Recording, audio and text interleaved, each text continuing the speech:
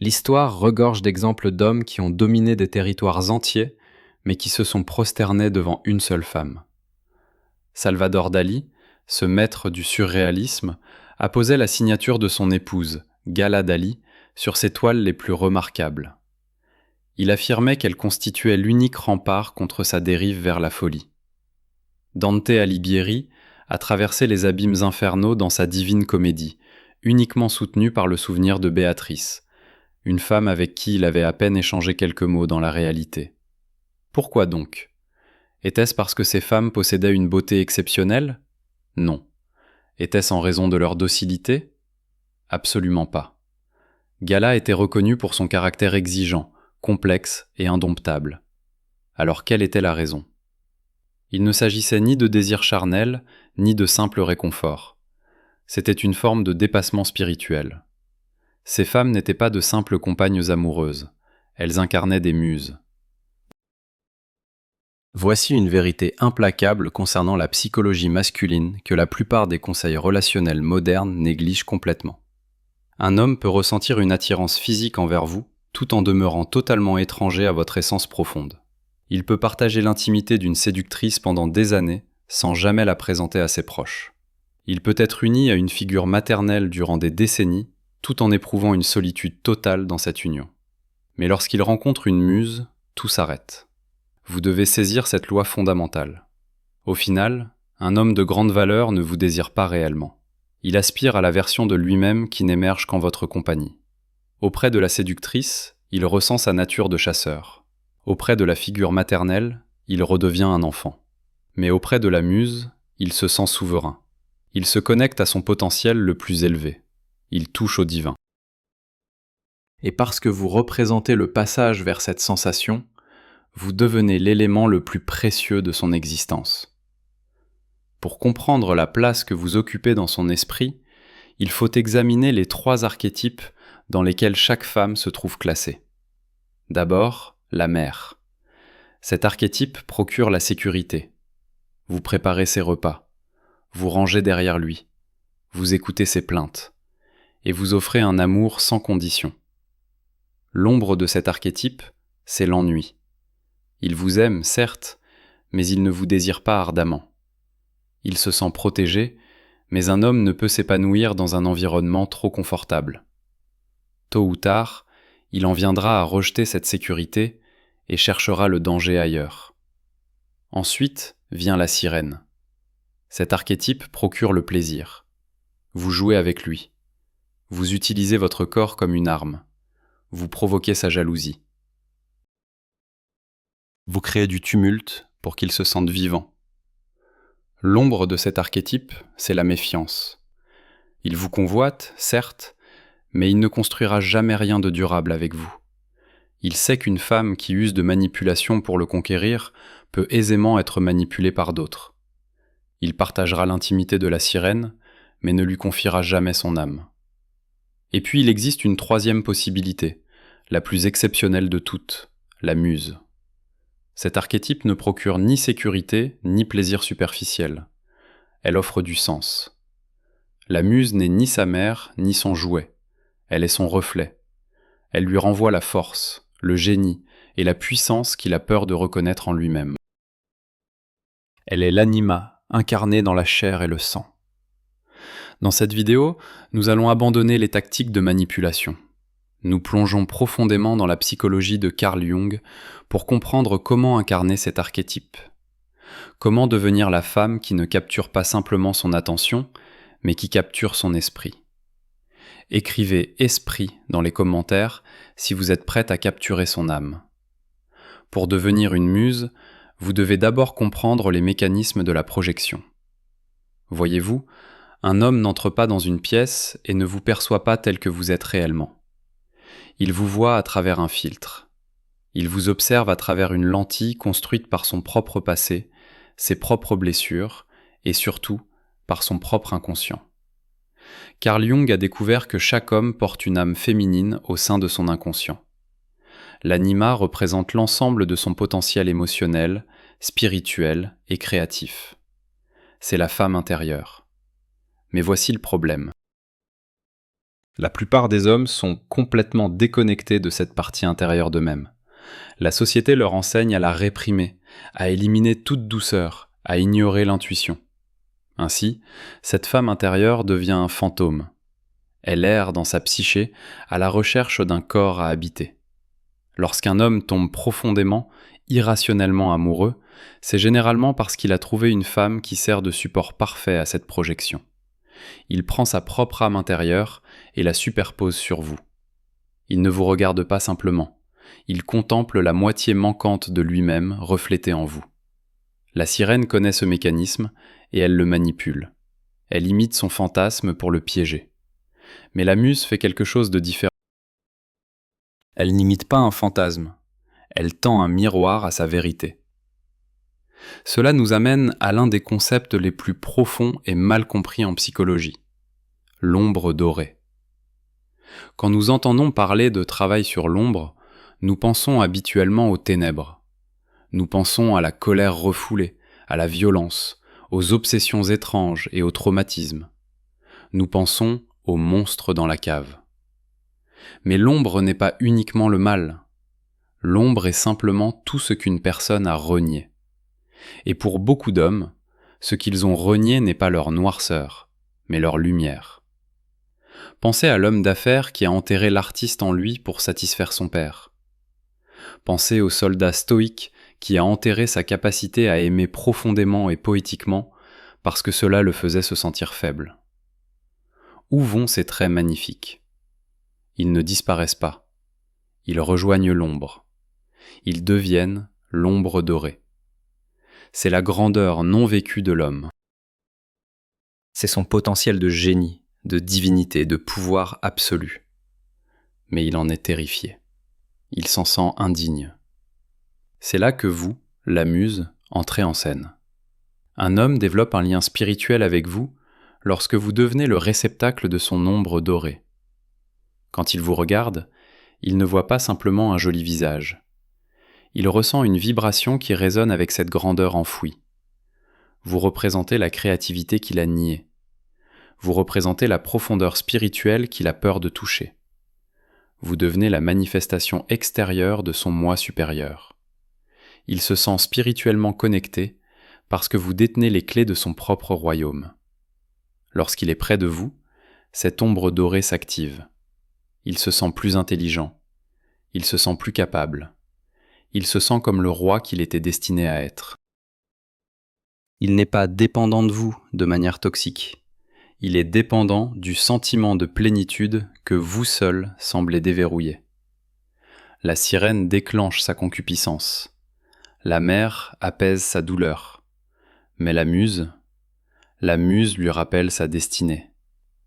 Et un homme ne quittera jamais une femme qui détient le plan de son âme. Maintenant, nous devons diagnostiquer où vous vous situez actuellement dans la hiérarchie de sa psyché. Carl Jung a observé que la relation d'un homme avec le féminin n'est pas statique. Elle évolue. Elle gravit une échelle. Il a identifié 4 niveaux distincts de l'anima, 4 stades de développement spirituel qu'il projette sur les femmes. La plupart des relations échouent parce qu'elles restent bloquées au niveau 1 ou 2. La plupart des mariages survivent au niveau 3, mais manquent souvent de passion. Mais la connexion spirituelle, l'obsession, la dévotion, le phénomène de la muse ne se produit qu'au niveau 4. Si vous voulez être sa muse, vous devez comprendre ces niveaux, et vous devez refuser de vous contenter des échelons inférieurs de l'échelle. La deuxième loi est le miroir du potentiel. C'est l'outil le plus dangereux et le plus puissant dans l'arsenal de la muse. La plupart des femmes valident l'ego d'un homme. Elles complimentent sa voiture, son argent ou ses muscles. C'est l'énergie d'Hélène. Cela procure une sensation agréable, mais c'est superficiel. La muse valide son âme. Vous devez apprendre à voir le roi en lui-même quand il agit comme un paysan. Quand il échoue, quand il doute de lui-même, quand le monde le terrasse, ne lui offrez pas de la pitié. La pitié est pour les enfants. Au lieu de cela, maintenez la vision de son ombre dorée. Vous le regardez avec un regard qui dit « Je vois qui tu es vraiment. Je vois la grandeur que tu caches, et je ne partirai pas avant que tu ne la voies aussi. Il ne s'agit pas d'optimisme aveugle. Il s'agit de reconnaissance. Vous reconnaissez l'étincelle divine en lui, qu'il a oubliée. Il existe une règle psychologique profonde. Nous tombons amoureux des personnes qui nous font nous aimer nous-mêmes. Mais nous vénérons les personnes qui nous font croire en notre propre destinée. Lorsque vous devenez l'encre extérieure de son potentiel le plus élevé, vous quitter signifierait abandonner sa propre grandeur. Et c'est un prix qu'il ne peut se permettre de payer. La troisième et dernière loi est la plus difficile à maîtriser. La loi de l'essence intouchable. Pour être une muse, une partie de vous doit toujours rester légèrement hors de portée. Je ne parle pas de jouer les inaccessibles, je ne parle pas de manipulation, je parle de souveraineté. Une muse s'appartient à elle-même et au divin avant d'appartenir à un homme. Vous devez avoir un monde intérieur, une passion, une poursuite créative ou une pratique spirituelle qui vous appartient à vous seul. Un jardin où il n'est pas le jardinier, mais simplement un invité. Pourquoi est-ce essentiel ? Parce que la familiarité engendre le mépris.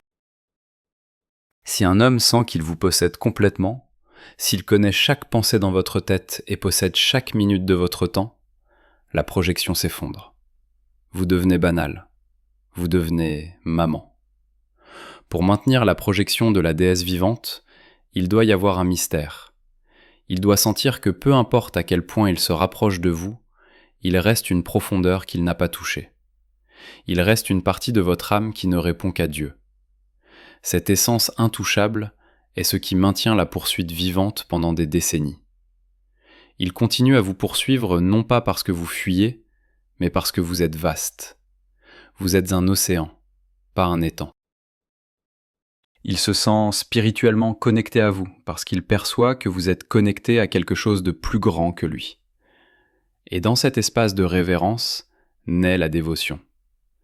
Écrivez « essence » dans les commentaires si vous possédez votre monde intérieur.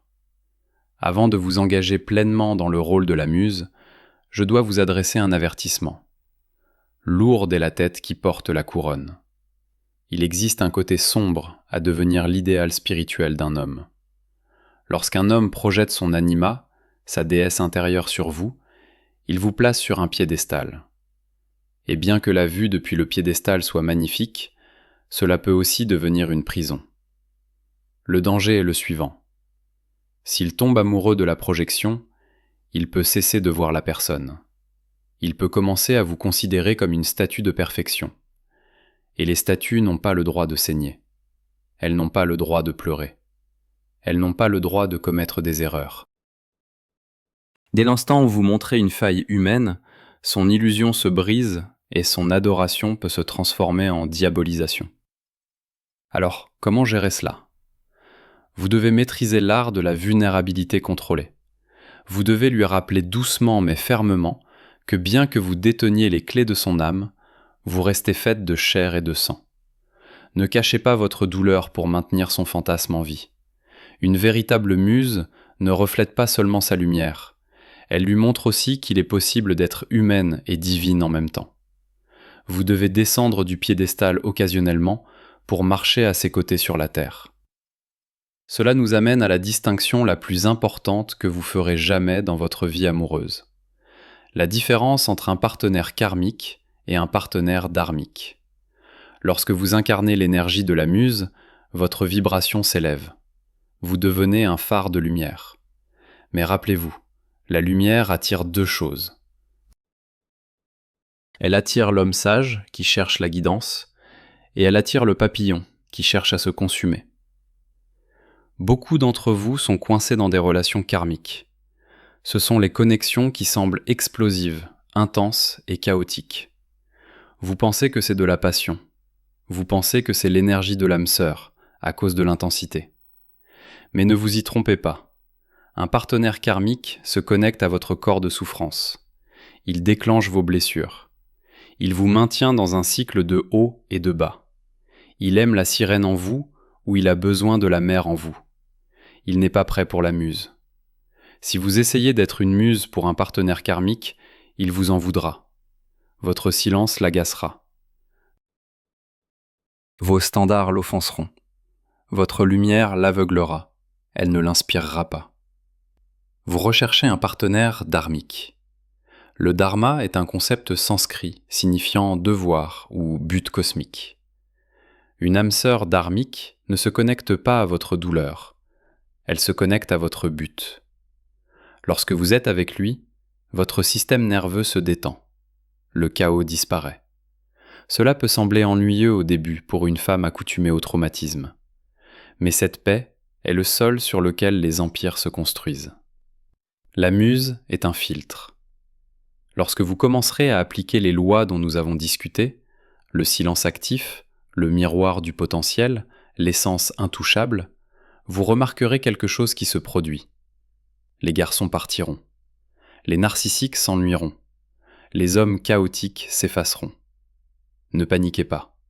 Laissez-les partir. C'est les ordures qui se sortent elles-mêmes. Vous vibrez à une fréquence qui est douloureuse à endurer pour un homme de faible valeur. Vous nettoyez l'espace pour l'homme qui recherche réellement sa contrepartie. L'homme qui est prêt à rencontrer son anima. L'homme qui veut construire un héritage, pas simplement jouer à un jeu. N'abaissez pas votre fréquence pour garder un partenaire karmique. Restez dans l'énergie de la muse, tenez la ligne. Celui qui reste est celui qui mérite les clés. Nous avons voyagé profondément dans le labyrinthe de la psyché masculine. Nous avons dépassé la biologie d'Ève, les jeux d'Hélène et la sécurité de Marie pour arriver au trône de Sophia. Mais je dois vous laisser avec une dernière vérité cruciale. Vous ne devenez pas la muse pour attraper un homme. Si vous appliquez ces lois, le silence, le miroir, le mystère uniquement comme une stratégie pour obtenir une bague à votre doigt, vous échouerez. Pourquoi ? Parce que c'est toujours l'énergie de la sirène.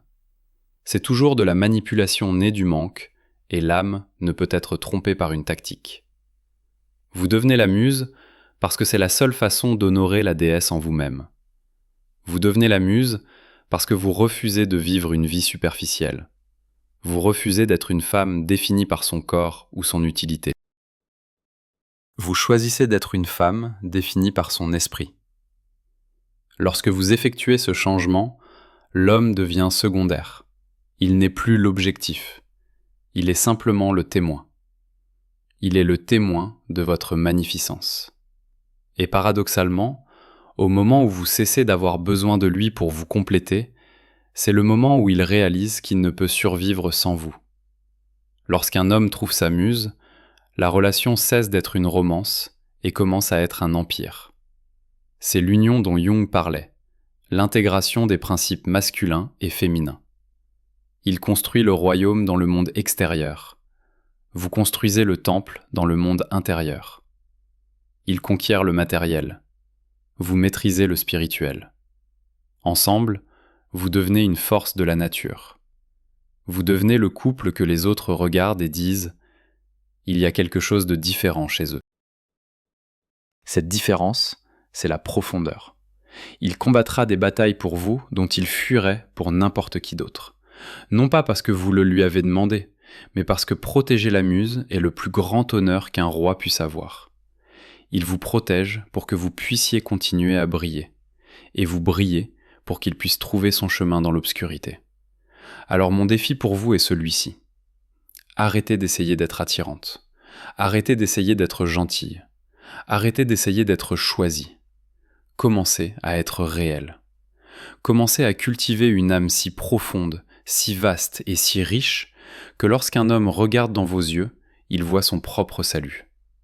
Le monde est rempli de femmes qui peuvent donner à un homme un enfant, un repas ou un mal de tête. Soyez la femme qui lui donne son âme. Ne soyez pas simplement son amante. Soyez la preuve qu'il existe quelque chose de divin dans cet univers. Soyez la raison. Il croit en Dieu. Écrivez divin dans les commentaires pour revendiquer votre souveraineté aujourd'hui.